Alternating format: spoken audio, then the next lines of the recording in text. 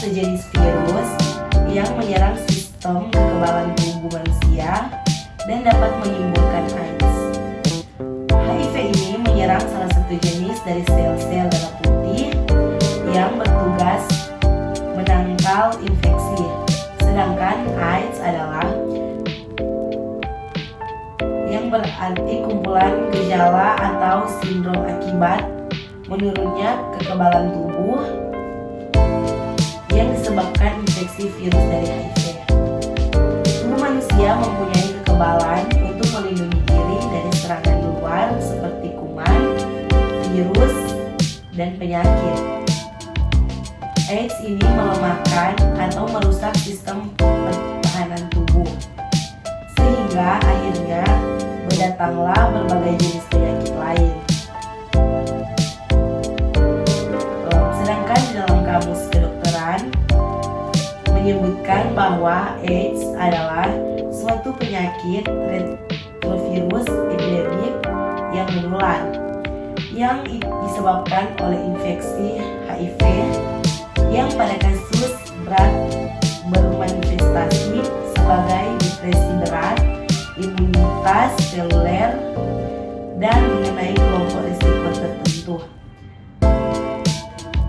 Menurut Center for Disease Control and Prevention, AIDS ini merupakan bentuk paling hebat dari infeksi HIV, mulai dari kelainan ringan dalam respon imun tanpa tanda dan gejala yang nyata hingga keadaan imunosupresi dan berkaitan dengan berbagai infeksi yang dapat membawa kematian dengan kelainan malignantitas yang terjadi. Penyebab HIV/AIDS adalah infeksi oleh virus HIV yang menyerang sistem kekebalan tubuh, sehingga sel-sel pertahanan tubuh ini makin lama makin membentuk infeksi. Pada akhir, penderita tidak bisa tahap terhadap kuman-kuman yang secara normal bisa dilawannya. Tanda dan gejala yang kita perlu tahu dari HIV/AIDS ini ya. Gejala penularan HIV/AIDS terjadi beberapa hari atau beberapa minggu.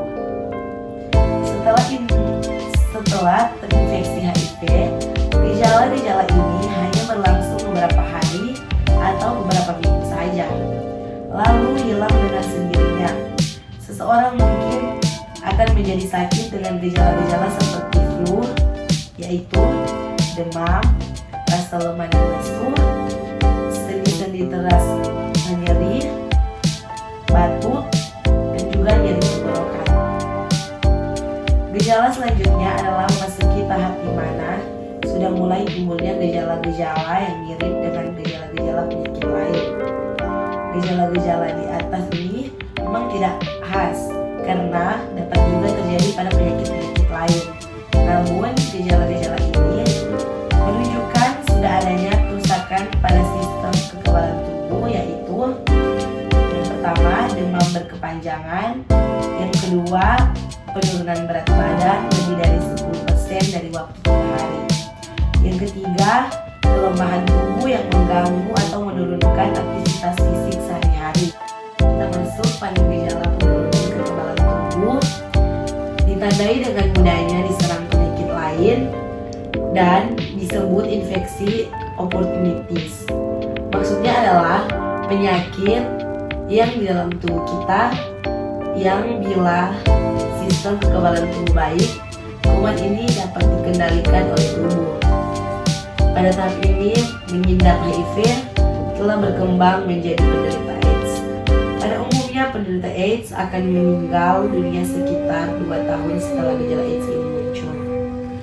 Gejala AIDS yang timbul adalah yang pertama radang paru, yang kedua radang saluran pencernaan, yang ketiga radang karena jamur di mulut dan kerongkongan, yang keempat kanker kulit, yang kelima TBC, keenam gangguan susunan saraf.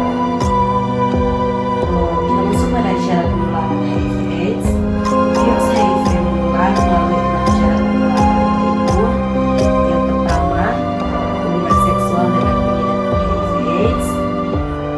seksual secara vaginal, anal, dan oral dengan penderita HIV tanpa pelindungan bisa menularkan HIV. Selama hubungan seksual berlangsung, air mani, cairan vagina, dan darah dapat mengenai selaput lendir, vagina atau penis, dan juga dubur atau mulut, sehingga HIV yang terdapat dalam cairan tersebut masuk ke aliran darah. Selama berhubungan juga bisa terjadi lesi mikro pada dinding vagina, dubur, dan mulut yang bisa menjadi jalan HIV untuk masuk ke aliran darah pasangan seksual. Yang kedua, ibu pada bayinya. Penularan HIV dari ibu pada saat kehamilan berdasarkan laporan CDC Amerika, prevalensi HIV dari ibu ke bayi adalah 0,0% sampai 0,7% bila ibu baru terinfeksi HIV dan belum ada gejala AIDS. Kemungkinan bayi terinfeksi sebanyak 20% sampai 35%. Sedangkan kalau gejala AIDS sudah jelas pada ibu, kemungkinannya mencapai 50%. Penularan juga terjadi selama proses persalinan melalui transfus vitaminal atau kontak antara kulit dan membran mukosa bayi dengan darah atau sekresi maternal saat melahirkan. Yang ketiga adalah darah dan produk darah yang tercemar HIV/AIDS. Sangat cepat menular HIV karena virus langsung masuk ke pembuluh darah dan menyebar ke seluruh tubuh. Yang keempat, pemakaian alat kesehatan dan yang tidak steril. Alat pemeriksaan kandungan seperti spekulum, tenaklum, dan alat-alat lain yang darah, cairan vagina atau air mani yang terinfeksi HIV dan langsung digunakan untuk orang lain yang tidak terinfeksi bisa menularkan HIV. Yang kelima, alat-alat untuk menolak kulit. Alat tajam dan runcing seperti jarum, pisau, silet. Dan ini kita masuk di HIV. HIV tidak menular melalui hal-hal di bawah ini. Yang pertama, air mata, keringat, air liur atau ludah, air kencing, peralatan makan bersama seperti piring, sendok, gelas, dan lain-lain, pakaian handuk, sapu tangan, toilet yang dipakai secara bersama-sama, menggunakan kolam renang yang sama, berpelukan, berjabat tangan, hidup serumah dengan penderita HIV/AIDS, gigitan nyamuk, hubungan sosial yang lain. Kita masuk pada cara pencegahan. Upaya untuk pencegahan penularan HIV/AIDS dikenal dengan prinsip ABCD, yaitu abstinence merupakan suatu upaya untuk tidak melakukan hubungan seksual, terutama bagi seorang yang belum menikah.